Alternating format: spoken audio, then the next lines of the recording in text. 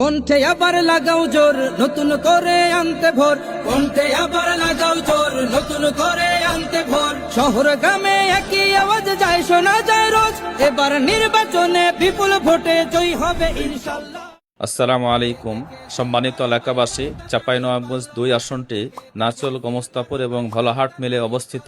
এলাকাটি বাংলাদেশের মানচিত্রে একেবারে প্রান্তে অবস্থিত। এলাকাটি দীর্ঘদিন থেকে উপেক্ষিত এবং অবহেলিত। আমরা যদি সবাই মিলেমিশে এক হতে পারি, তবে এই অঞ্চলটিও একসময় পরিচিত হবে শিক্ষায়, কর্মসংস্থানে এবং উন্নয়নে। দেখে দেখে সিল মারো ভাই মার্কা দাড়ি পাল্লা, বেছে বেছে সিল মারো ভাই মার্কা দাড়ি পাল্লা। তোমার মার্কা দাড়ি পাল্লা, আমার মার্কা দাড়ি পাল্লা, দাড়ি পাল্লা, দাড়ি পাল্লা, দাড়ি পাল্লা।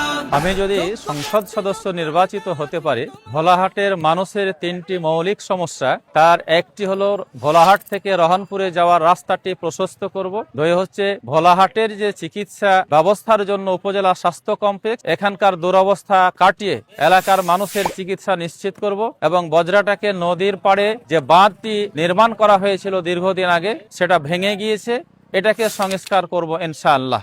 আমি আপনাদের দোয়া চাই, সমর্থন চাই। আপনারা সকলেই আমার পাশে থাকুন।